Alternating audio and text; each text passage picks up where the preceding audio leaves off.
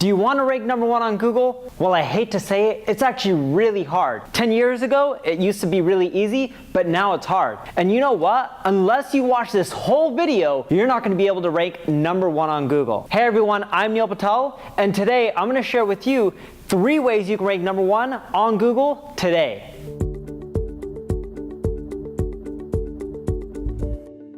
I got started in SEO when I was 16 years old. I created a website called Advice Monkey. It no longer exists. If you search for it, you're not going to see my website.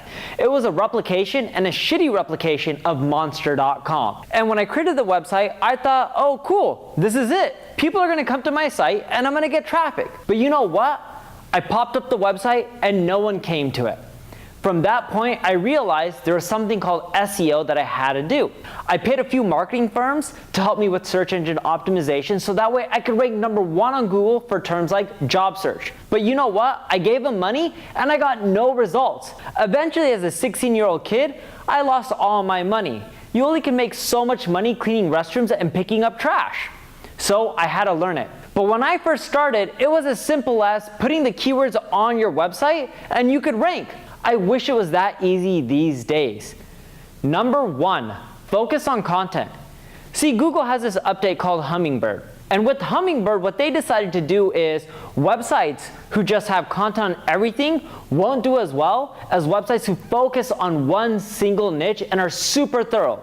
For example, let's say you have a website around dating. If you have a website around dating and your article is, let's say, talking about 5 ways you can land a date, or 5 ways you can land your dream date. If you end up breaking down, hey, go to match.com, sign up, and you'll find a match after you create a profile, you're not going to do that well. But if you write an article that breaks down how to create a profile on Match.com, the ideal picture, the ideal description, how to be funny, how to even maybe add video, I don't know, I haven't been on these dating sites in ages, but if you go really in depth and you break down every little thing that they should do, and then after you break down Match.com, you then talk about Tinder, you then talk about Bumble, you then talk about eHarmony, all the other platforms, you then even discuss how you should respond to people and engage with them. Should you be hitting people up? What's the first thing you should say to them? How should you respond? Where should you go for your first date, right? How to carry from your first date and ask them on a second date. But if you're super thorough and your content is so amazing that people are like,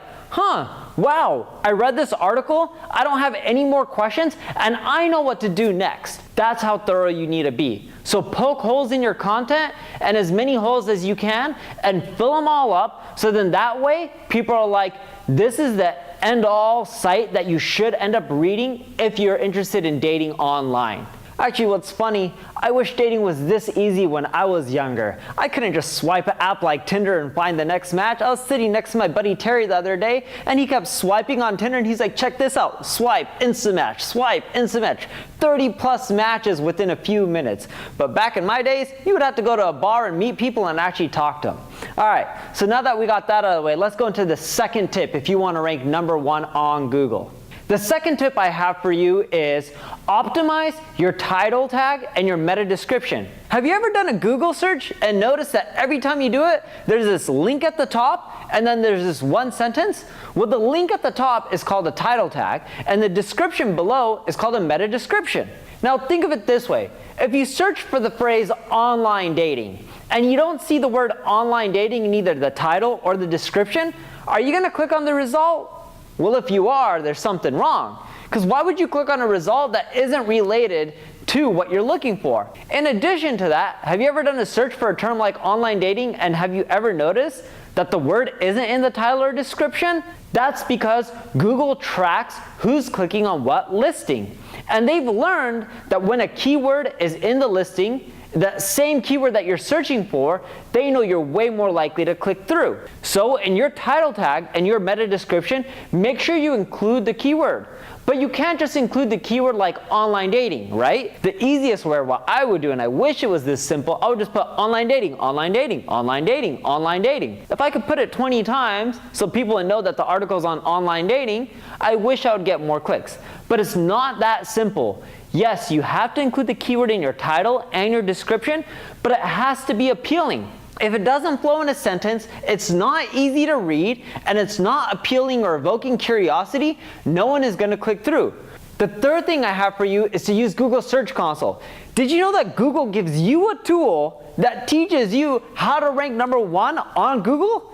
Yes, I know that sounds ridiculous, but it is true, and it's called Google Search Console. If you're not already a user of it, sign up. It doesn't cost $1. You're missing out if you're not using it. I can't emphasize that enough. So now that you're using Google Search Console, give it a few days because it takes some time to populate data. You'll see a screen that shows search analytics, and this shows you all the pages on your website that are getting you traffic. But the cool thing about Google Search Console is they also show you which articles are getting impressions. And here's what I mean by impressions. You know when you do a search on Google, you don't always click through on a result, right? If you did, then you would be clicking through on 10 results every time you did a search. That would be insane. What Google shows is how many people are seeing your listing and clicking through and how many people don't click through. So they show you how many impressions you're getting, the clicks, and the click-through rate. And what you'll find is, in general, you're lucky if you're getting around a 5% click-through rate, sometimes 10, 15, but in most cases, most of your pages are going to be getting less than 5% click-through rate. Now, the cool part about Google Search Console is they show you all the keywords that you're getting impressions for and all the ones you're getting clicks for. Now, remember the first tip was about content thoroughness and you want an article that talks about everything under the sun? Well, you can use Google Search Console to tie in back to the first tip. So kind of number 1 and 3 are related, in which you want to take all the keywords you're getting impressions for and start adding them to your copy. Now don't just shove them in and have your content be keyword rich where someone reads it and all it is online dating, Tinder, eHarmony, dating online, meeting someone from online dating, right? If someone was reading your article and it sounded just like that, they're gonna bounce off your site because that means your content sucks and it just has too many keywords. It has to flow naturally and be educational. So you wanna take those keywords that you're seeing in Google Search Console and add them to the article. Now we have an article on Instagram and it teaches you how to get over 300 targeted Instagram followers per day. That article is around 10,000 words. When I first wrote that article, it wasn't 10,000 words, it was roughly 2,500. I went to Google Search Console, I saw all the people that are searching for terms related to that article, I added them within that article, I made it more thorough, and you know what? My traffic more than tripled to that article. Yes, it is that simple. And when I made that change, it didn't happen right away, but I noticed the results within 50 days. That's not a long time. So now let's recap on the tips. 1, make your content super thorough. 2, make sure you include the keywords within your title tag and meta description, but also when you're doing your title and description, make sure you're evoking curiosity and you're creating an amazing title that everyone wants to read and click through. And number 3, use the free tool that Google gives you that'll help you rank number 1. That's Google Search Console. Use those 3 things and you can rank number 1, not just in the future, but also right now. Now that you've learned these 3 tips, I challenge you, in which I want you to take these tactics and implement them. And then after you implement them, in the next 45 days, I want you to leave a comment with your results. Because if you're not doing well, that means I'm not happy, and I know these tactics work, and that's why I'm challenging you. Because if you implement them, you're gonna see results, and you're gonna be ecstatic, and your life is going to change. And I wanna build a community of like-minded people where we all take action and we help each other grow. So I challenge you to take action and implement these 3 steps. Now granted, I know you may be busy and you may not be able to do all of them right away, but just pick one. It doesn't have to be time consuming. Pick one of them, make the change. Maybe you can start with the second tactic because that's the easiest one. Implement it and you can start seeing results right away. So make sure you subscribe to this video and this channel, and I'll see you in the next video, and we'll keep helping each other grow.